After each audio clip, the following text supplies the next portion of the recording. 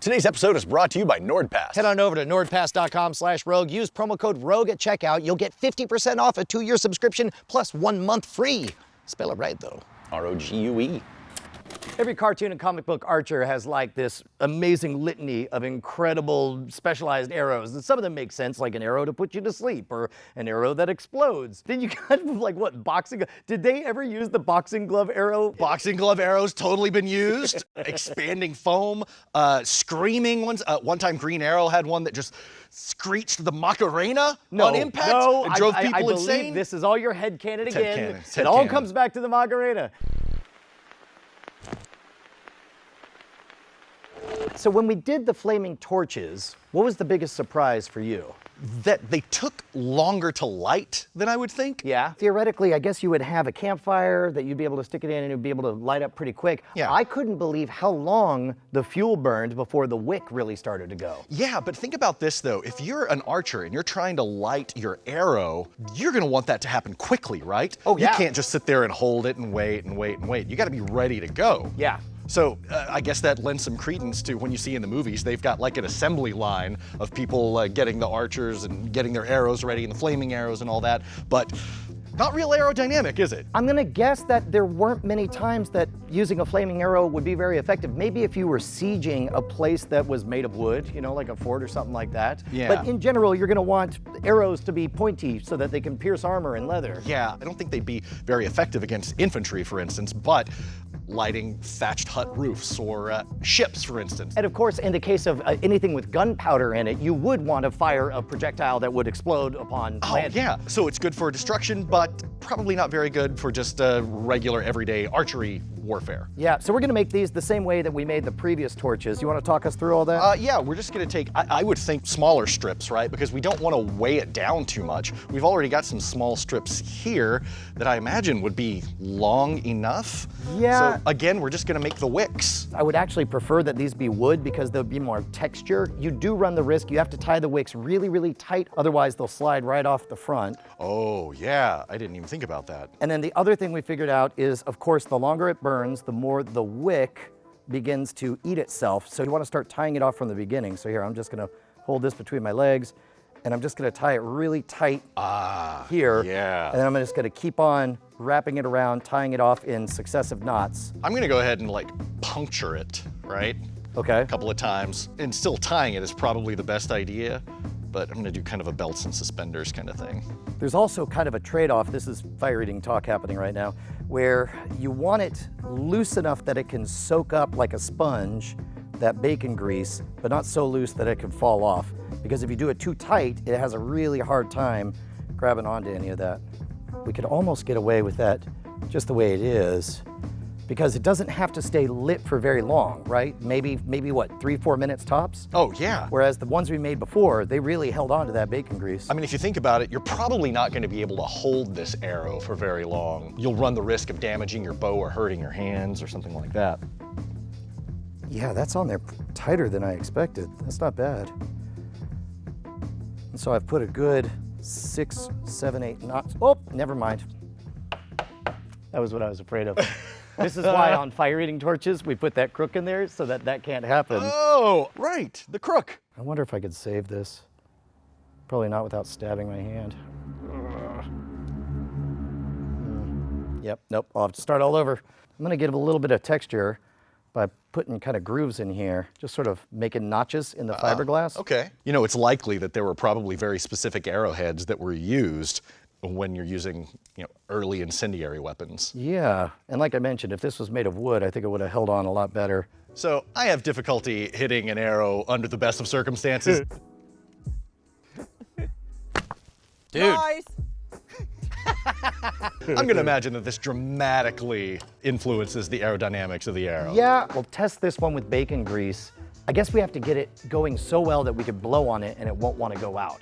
Yeah. That'd be a good proof of concept. Yeah, because it's gonna be traveling at a high velocity and that's a pretty high likelihood of it just going out before it reaches the target. So like we talked about before, it takes a while for it to get the grease warm enough that it hits the flash point to where the fuel is willing to combust. And ideally you would have a big old fire pit that you would just have these guys ready to go in. Give me a steady flow of air that you would imagine this would encounter if it was being fired. I don't want to blow anything on you. Yeah, that's not, but it is still warm, so it should relight quickly.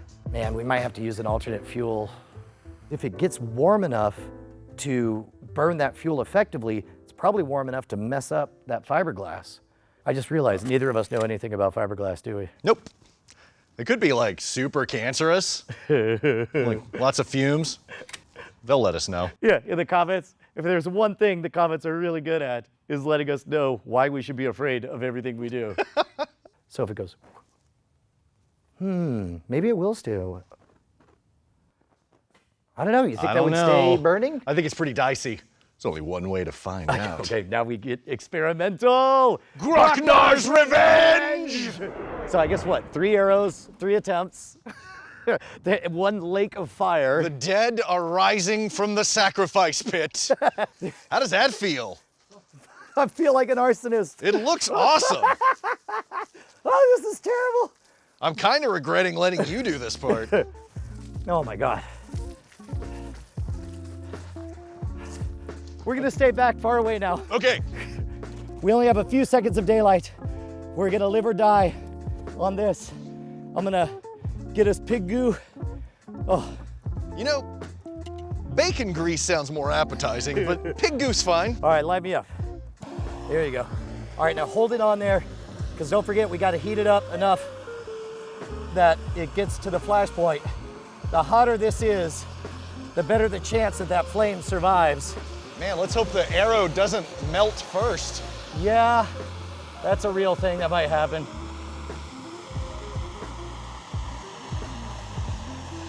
Smells pretty good though. Yeah. What kind of odds do you give us? I'm thinking pretty good. Okay. Okay, fire in the hole. Be gone, varmints. Oh! All of a sudden, the whole forest goes on fire. Dude, that pig goo stayed alive. You got this. You ready? Hold on. Hold. Hold. All right. Man, now I'm nervous. The legions of the undead are crawling forth, Brian. Steel your nerves. Remember the face of your father. Oh no, it's too short. Last one. We have one more. Last one. One last shot. I wish I could say I was doing any of this for dramatic effect.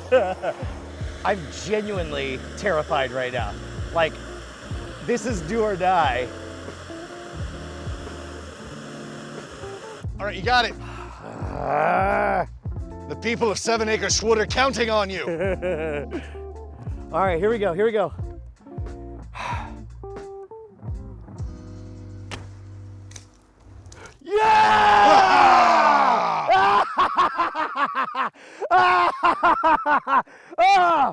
We stand victorious! The power of the flame arrows consumes us!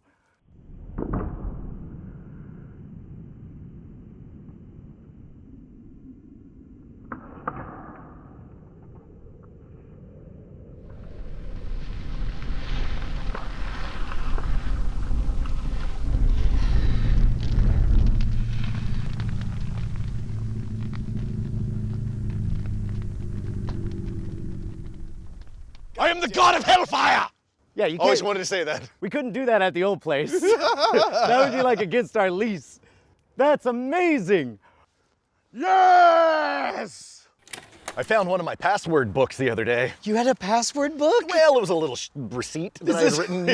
Did it say pencil with a bunch of like crossed out ones before it? It was all incomprehensible nonsense. It's like, I don't remember using any of these, and none of them worked. Of all the people who you should trust with your password, you are the last of them. Worst. Because you're gonna lose it. You're not gonna be able to keep that managed at all times, and you're certainly not gonna have the presence of mind to have a different password for every single website. And I know people are out there thinking, I came up with a clever algorithm for each individual website. Guess what? If you're using an algorithm, you're very, very hackable. You're not smart enough to come up with your own password. You're just not. Yes, that's why we've said for years, use a password manager like the one from our friends over at NordPass. Yes, go to nordpass.com/rogue. Use promo code ROGUE and get 50% off a 2-year plan and a free month. Yeah, dude, you get to share passwords with people that you trust. You get to have it auto-generated with various levels of complexity. It keeps track of all of this. All you gotta do is remember one very secure password to get to your NordPass. And I'll tell you what, man, Nord is crushing it these days. They were just PC Magazine's editor's choice for top VPNs of 2020.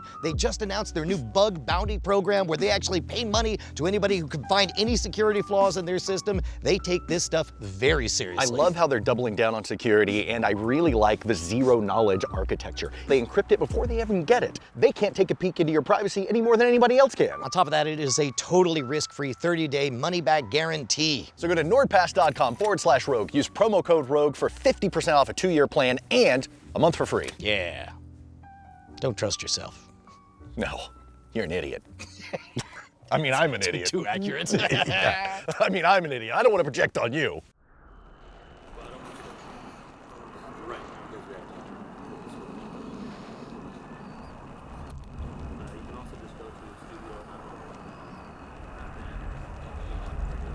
Yeah, and then just slide over to